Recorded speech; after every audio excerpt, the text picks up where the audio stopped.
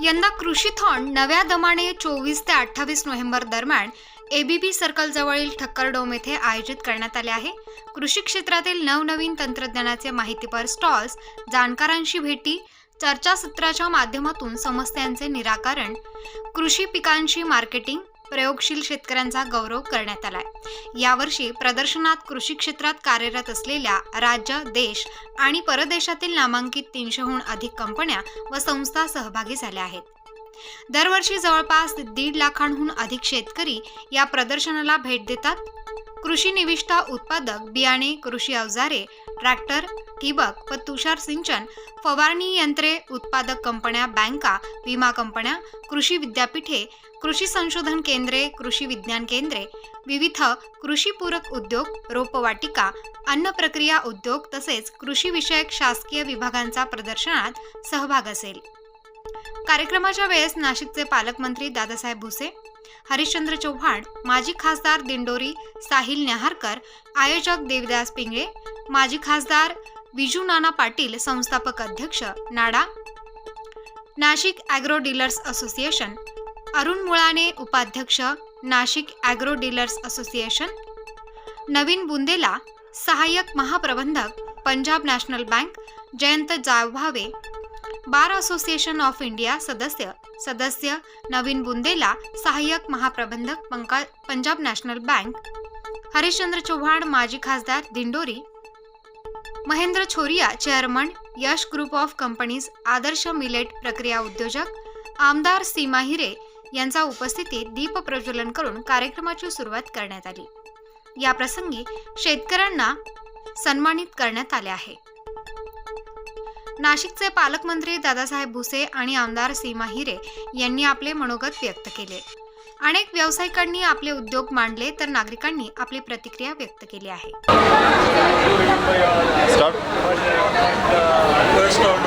मी advocate Jayant Jaybhave, सदस्य bar council of India. कृषीथॉन हे प्रदर्शन गेले 25 वर्षांपासून सातत्यानं दरवर्षी मीडिया एक्झिबिटर ही संस्था भरवते। या 25 वर्षामध्ये शेतीच्या क्षेत्रामध्ये जगामध्ये झालेली वेगवेगळी क्रांती ही महाराष्ट्रातल्या आणि देशातल्या शेतकऱ्यांसमोर मांडण्याचा एक अभिनव प्रयोग मीडिया एक्झिबिटर या संस्थेनं अतिशय यशस्वीपणे केलेला आहे। दरवर्षी सुमारे 2.5 ते 3 लाख शेतकरी 3-4 दिवसाच्या या प्रदर्शनाला भेट देतात। त्याचप्रमाणे यावर्षीही 23, 24, 25, 26 या दिवशी हे प्रदर्शन नाशिकच्या अतिशय प्रसिद्ध अशा या पटांगणावर आयोजित केलेलं आहे।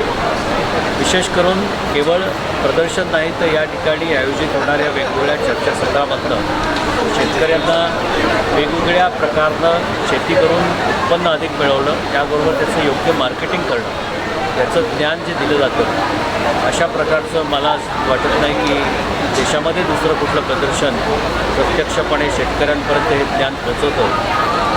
80% शेतीप्रधान असणाऱ्या आपल्या या देशामध्ये अशा प्रकारचं शेतकऱ्यांना अतिशय आधुनिक असं तंत्रज्ञान आणि त्याचबरोबर मार्केटिंगचं ज्ञान हे सगळं पोचवण्याचं काम गेले 25 वर्ष मीडिया एक्झिबिटर या संस्थेनं केलेलं आहे। ते अतिशय वाखाणण्याजोगं आहे। त्यासाठी त्यांचा राज्य पातळीवर, देश पातळीवर सन्मान झालेला आहे। त्यापेक्षाही जास्त मोठा सन्मान संजय न्याहारकर जे याचे आयोजक आहे आणि आता जे साहिल न्याहारकर त्यांचे चिरंजीव करतायत त्यांचं व्हायला पाहिजे आणि त्याला जास्तीत जास्त प्रोत्साहन राज्य शासनानं आणि केंद्र शासनानं द्यायला पाहिजे। आज त्या प्रदर्शनाचं उद्घाटन महाराष्ट्र राज्याचे माननीय नामदार मंत्री दादाजी भुसे साहेब यांच्या हस्ते झालेलं आहे आणि अनेक मान्यवरांच्या उपस्थितीमध्ये पार पडलेलं आहे। अतिशय दिमागदार असं हे प्रदर्शन, त्याचा लाभ सर्वांनी घ्यावा अशी मीडिया एक्झिबिटर आणि न्याहारकर परिवाराच्या वतीने गेल्या अनेक वर्षापासून कृषीथॉन या प्रदर्शनाचं आयोजन केलं जातं। आपण बघतो की आपला भारत असेल किंवा नाशिक असेल शेतीप्रधान आहेत आणि त्यामुळे विविध प्रकारचे उत्पादन आपल्या आजूबाजूला होत असतात आणि त्यामुळे अशा प्रकारच्या प्रदर्शनातून शेतकऱ्यांना विविध असे मार्गदर्शक असतील अशा गोष्टी यात बघायला मिळतात, शिकायला मिळतात। अनेक तज्ज्ञांचं व्याख्यान असतं, मार्गदर्शन इथे मिळतं। त्याचबरोबर 350च्या वर स्टॉल आहेत। जे शेतीत आधुनिक तंत्रज्ञान वापरून ज्या शेतीसाठी आपल्याला अवजारं लागतात त्याचं इथे प्रदर्शन असतं आणि त्यामुळे कमी श्रमात जास्त उत्पादन किंवा विविध पूरक व्यवसाय कसे करता येईल यासाठी इथे मला वाटतं एक चांगलं प्रदर्शनाचं आयोजन यांच्यातर्फे केलं जातं। या उपक्रमाला मी खूप मनापासून शुभेच्छा देते। विविध भागातून लोकांना येणारं एक चांगलं मार्गदर्शक त्याचबरोबर एक चांगलं आदर्शवत ठरणारं प्रदर्शन आहे। त्यांना मनपूर्वक शुभेच्छा। धन्यवाद। नमस्कार, मी अरविंद कापसे बघून आलो आहे कृषी प्रदर्शन बघण्यासाठी। आणि आता इथे जे स्टॉल बघितले त्यात मशिनरीचे जे स्टॉल आहे ते थोडेसे कमी आहे आणि इंटरनॅशनल जे हवे होते म्हणजे चायनाचे वगैरे स्टॉल असायचे ते नाही आहे यावेळेस। म्हणजे थोडेसे असते तर अजून म्हणजे वस्तू आपण खरेदी करू किंवा नाही करणार, पण त्याच्या आपल्या एक सध्या मार्केटला नवीन काय आलेलं हे माहीत होतं। आणि बाकी पिकासंदर्भात जे चर्चासत्र वगैरे अजून काही सुरू झालेलं नाही आहे, त्यामुळे मी तिथं जाऊ शकलो नाही। पण त्यांचे पण वेळा वगैरे त्यांनी जे आहेत ते थोडेसे लवकर ठेवायला हवं आणि संपूर्ण नियोजन खूप छान आहे आणि आज गर्दी पण खूप वाढते आहे। धन्यवाद। मी सुभाष आबाजी गीते मेंढी तालुका सिन्नर इथून आलेलो आहे। खास कृषी प्रदर्शन बघण्यासाठी आलो आहे। कृषीतान 2023 संपूर्ण प्रदर्शन पाहिल्यानंतर मी आश्चर्यचकित झालो। कृषी क्षेत्राची ही झालेली भरभरून प्रगती पाहून माझे खऱ्या अर्थानं डोळे दिपून आले। मी एक शेतकरी कुटुंबातला असून शेतीची ही प्रगती पाहून मी आश्चर्यचकित झालो। ही प्रगती किंवा हे स्टॉल सर्व बघून याची प्रेरणा प्रोत्साहन मला नक्कीच माझ्या शेती व्यवसायाला उपयुक्त ठरेल अशी मला या ठिकाणी खात्री वाटते आणि या ठिकाणी या प्रदर्शनाला मी मनापासून शुभेच्छा देतो। धन्यवाद। मी साहिल नेहारकर, कृषीकॉम 2023चा आयोजक। आज 23 नोव्हेंबरला दादाजी भुसेंच्या हस्ते कृषीकॉम या आंतरराष्ट्रीय कृषी प्रदर्शनाचं भव्य उद्घाटन झालं। तर ह्या प्रदर्शनात आम्ही गेल्या 25 वर्षांपासून आम्ही हे प्रदर्शन नाशिककरांसाठी महाराष्ट्रासाठी घेत आहोत। सर्व शेतकऱ्यांसाठी आम्ही हे प्रदर्शनाचं एक प्लॅटफॉर्म मांडलेला आहे। तर यावर्षी सर्वांना 300हून अधिक स्टॉल जे आंतरराष्ट्रीय राष्ट्रीय कंपन्यांचा याच्यात मोठा सहभाग आहे। नवीन तंत्रज्ञान, नवीन मशिनरी या प्रदर्शनात शेतकऱ्यांना बघायला मिळेल। तर मी सर्वांना हीच विनंती करेन की तुम्ही सगळ्यात जास्त ह्या प्रदर्शनाचा लाभ घ्यावा आणि जास्तीत जास्त फायदा करून घ्यावा।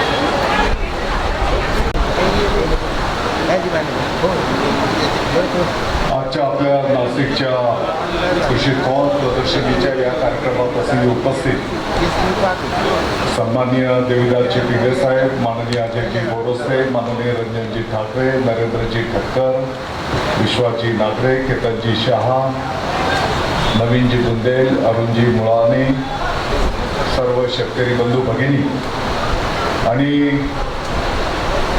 गेली 25 वर्ष शेतकऱ्यांच्यासाठी अशा प्रदर्शनीच्या माध्यमातून अथक सेवा देणारे नेहारकर कुटुंब परिवार, सर्व पत्रकार मित्र, उपस्थित बंधू आणि भगिनींनो, मी आपल्या सर्वांच्या वतीने नाशिक जिल्ह्याच्या सर्व शेतकरी बांधवांच्या वतीने या कृषीकॉम प्रदर्शनीला हार्दिक शुभेच्छा देतो। अशा या प्रदर्शनीच्या माध्यमातून जगाच्या पाठीवर कृषी क्षेत्रामध्ये नवीन काय काय संशोधन झालेले आहे, व्हॅल्यू ॲडिशन काय काय बाबी शेतकऱ्यांच्या हिताच्या आहेत, अवजारांमध्येही नवीन कुठली अवजारं आलेली आहेत, किंबहुना आधुनिक शेतीच्या दृष्टिकोनातून आपण काय काय करणं अपेक्षित आहे, ज्या पद्धतीने पर्यावरणामध्ये बदल होत आहेत अशा बदलत्या परिस्थितीमध्ये काय काय काम कशा पद्धतीने आपण केलं पाहिजे, किंबहुना शेतकऱ्यांनी केलेल्या कष्टाला त्याच्या कामाला न्याय कसा मिळू शकेल त्या माध्यमातून शेतकऱ्यांना मार्गदर्शन मिळत असतं। मला वाटतं की आता नेहारकर परिवाराचा हा कृषीकॉमचा जो काही प्रवास आहे, आपण स्लाइडच्या माध्यमातून बघितलं असेल की 1989 मध्ये पहिल्यांदा अशा प्रदर्शनीचा त्या ठिकाणी संकल्प करण्यात आला आणि गेली 25 वर्ष 16 ते 17 वेळेस कदाचित मधला करोनाचा कालावधी असेल तो वगळता अशा प्रदर्शनीच्या माध्यमातून लाखो शेतकऱ्यांना ना की नाशिक जिल्ह्यापुरतं मर्यादित उत्तर महाराष्ट्र नव्हे तर महाराष्ट्र आणि देश पातळीवरचे सुद्धा शेतकरी या प्रदर्शनीला भेट देण्याच्यासाठी आणि मार्गदर्शन घेण्याच्यासाठी येत असतात. मला वाटतं की आपल्या सर्व नाशिककरांच्या दृष्टिकोनातून अतिशय आनंदाची आणि अभिमानाची गोष्ट आहे. तसं नेहाळकर परिवार आता दुसरी पिढी ही जबाबदारी त्या ठिकाणी स्वीकारायला यशस्वीरित्या सिद्ध झालेली आहे. याही गोष्टीचा मी आनंद व्यक्त करतो. तुमच्या कुटुंबाचं मी अभिनंदन करतो. 89चा फोटो बघितला तर तुम्ही फार लहान होते त्या फोटोमध्ये आणि आज आधुनिक टेक्नॉलॉजीच्या ई टेक्नॉलॉजीच्या काळामध्ये पुढचं पिढीसुद्धा या प्रदर्शनीची जबाबदारी यशस्वीरित्या त्या ठिकाणी पार पाडता आहेत. या गोष्टीचा निश्चितपणे आम्हाला सर्वांना त्या ठिकाणी अभिमान आहे. कृषी क्षेत्र जर म्हटलं तर या विभागाची जबाबदारी काही वर्ष मी त्या ठिकाणी पार पाडली. नुसतं महाराष्ट्राचा जरी विचार केला त्या ठिकाणी असते म्हटलं तर अतिशय व्हास्ट हे क्षेत्र आहे. ज्या पद्धतीने पीक पद्धती बदलते आहे, ज्या पद्धतीने वातावरणामध्ये बदल होत आहे, नको तेव्हा पाऊस येतो, जेव्हा आवश्यक आहे तेव्हा पाऊस पडत नाही, कधी गारपीट होते, कधी अवकाळी पाऊस येतो आणि मग अशा प्रतिकूल परिस्थितीमध्ये त्यातल्या त्यात आपले नाशिकचे प्रयोगशील अनेक शेतकरी वेगवेगळे प्रयोग त्या ठिकाणी यशस्वीरित्या संपन्न करत आहेत. अनेक कृषी उत्पादनांवर आधारित व्हॅल्यू ॲडिशन अनेक प्रयोग पण त्या ठिकाणी केले जात आहेत. आता वाईन क्षेत्रामध्ये द्राक्ष असतील किंवा इतरही अनेक फळांवर आता वाईनच्या माध्यमातून त्या ठिकाणी अनेक चांगले प्रयोग करून शेतकऱ्यांची प्रगती त्या ठिकाणी साध्य होताना आपण सगळेजण पाहतो. फक्त काही नावांमध्ये आपल्याला बदल करावे लागते. द्राक्ष आणि वाईन म्हटलं की थोडं बघण्याचा वेगळं द्राक्षासव असं काही नाव देता येईल का की जेणेकरून आमच्या सारख्या लोकांना पण समाजाच्या समोर मांडणी करताना नाही तर मग हे दारूचं पुरस्कर्ते लोक आहेत किंबहुना त्याला जास्ती प्रोत्साहन देतात असा एक जो चुकीचा मेसेज जो जातो. तर मला वाटतं की काही गोष्टींमध्ये पण आपल्याला त्या ठिकाणी निश्चितपणे बदल करावे लागतील. हा एक विशाल क्षेत्र असलेला विषय आहे. काही मिनिटांमध्ये काही तासामध्ये आपण मांडू शकत नाही. राज्य पातळीवरचा जर आपण विचार केला तर साधारणतः महाराष्ट्राचा जर आपण विचार केला तर 50%, 60%, 70% क्षेत्रामध्ये कापूस आणि सोयाबीनचं पीक आपल्या राज्यामध्ये घेतलं जात आहे. म्हणजे मोठा भूभाग आणि मोठे शेतकरी या दोन पिकांवर त्या ठिकाणी अवलंबून आहेत आणि म्हणून याही क्षेत्रामध्ये आपल्याला विशेष लक्ष देऊन त्या ठिकाणी काम करण्याची आवश्यकता आहे. मला या गोष्टीचा विषय ठेवत असताना अतिशय आनंद होतो. माननीय मुख्यमंत्री महोदय एकनाथजी शिंदे साहेब, उपमुख्यमंत्री महोदय देवेंद्रजी फडणवीस साहेब, माननीय अजितदादा पवार साहेब यांच्या नेतृत्वाखाली ज्या पद्धतीने केंद्र शासनाच्या माध्यमातून PM किसान आदरणीय पंतप्रधान नरेंद्र मोदी साहेबांच्या संकल्पनेतून दर 4 महिन्याला 2,000 रुपये, वर्षाला 6,000 रुपये थेट शेतकऱ्यांच्या खात्यावर वर्ग केले जातात. त्याच धर्तीवर नमो शेतकरी आता राज्य सरकारच्याही वतीने दर 4 महिन्याला 2,000 सरकारचे 6,000 रुपये शेतकऱ्यांच्या खात्यावर थेट वर्ग करण्याचा निर्णय झाला आणि त्याची अंमलबजावणी मागच्या महिन्यापासून राज्य सरकारच्याही वतीने सुरू करण्यात आलेली आहे. आपण बघितलं असेल की देशाच्या पातळीवर महाराष्ट्र सरकार पहिलं सरकार आहे की 1 रुपयामध्ये शेतकऱ्यांना पीक विम्याची व्यवस्था त्या ठिकाणी करून देण्यात आलेली आहे. साधारणतः 1,500 कोटीच्या पेक्षा जास्ती शेतकऱ्यांच्या विम्याच्या हिश्श्याची रक्कम आता राज्य सरकार त्या ठिकाणी भरत आहे आणि बीड मॉडेल की ज्याच्यामध्ये फक्त 10% नफा आणि 10% तोट्याची जबाबदारी विमा कंपन्यांवर असणार आहे. जर नफा झाला तर ती उर्वरित रक्कम आता राज्य सरकारकडे जमा होईल आणि उद्या जर तोट्याची परिस्थिती निर्माण झाली तर राज्य सरकार त्या ठिकाणी तो पैसा उभा करून त्या शेतकऱ्यांना मदत देण्याचं काम, नुकसान भरपाई देण्याचं काम होतात. अजयजी, साधारणतः मागच्या 15-1 वर्षापूर्वी माननीय खासदार चव्हाण साहेबांकडे मी दिल्लीला जेव्हा गेलो होतो तर चव्हाण साहेबांच्या फ्लॅटवर नेहारकर साहेबांची हा प्रयोग त्या ठिकाणी शेतकऱ्यांच्या हितासाठी संपन्न केला जातोय. या गोष्टीचा मी आनंद व्यक्त करतो. मला वाटतं की मागच्या 10-15 दिवसामध्ये आम्ही तुमच्याशी जे काही आपल्या नाशिकमध्ये महाशिवपुराण कथा संपन्न होते तर हे ग्राउंड ॲडजस्ट होईल का, तर नेमकं आंतरराष्ट्रीय पातळीवरच्या कंपन्यांचं बुकिंग केलेलं असल्यामुळे आणि एकच वेळ ती चांगली होते आणि चांगलं झालं की हे ग्राउंड तुम्ही आधीच बुक केलेलं होतं. नाहीतर आपण जर इकडे ती महाकथा कार्यक्रम ठेवला असता तर कदाचित आपली सगळ्यांची नाशिककरांची फजिती झाली असती.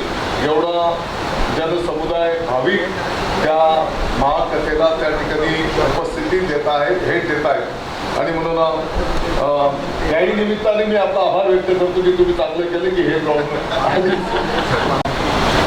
5 दिवसाची प्रदर्शनी आहे.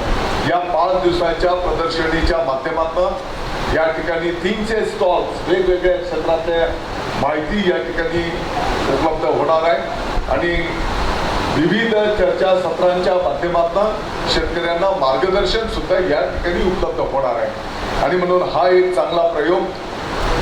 कृषी थॉन प्रदर्शनी म्हटले की संपूर्ण महाराष्ट्रामध्ये आणि देश पातळीवर शेतकऱ्यांना एक अट्रॅक्शन या माध्यमातून असतं आणि आपल्या नाशिकमध्ये हे संपन्न होत आहे. या गोष्टीचा मी आनंद व्यक्त करतो. नेहारकर परिवाराचा आभार व्यक्त करीत असताना आपल्या सर्वांना हार्दिक शुभेच्छा देतो. जय हिंद, जय महाराष्ट्र. स्टार न्यूजसाठी आदिती पेंढारीसह संकेत पवार, नाशिक.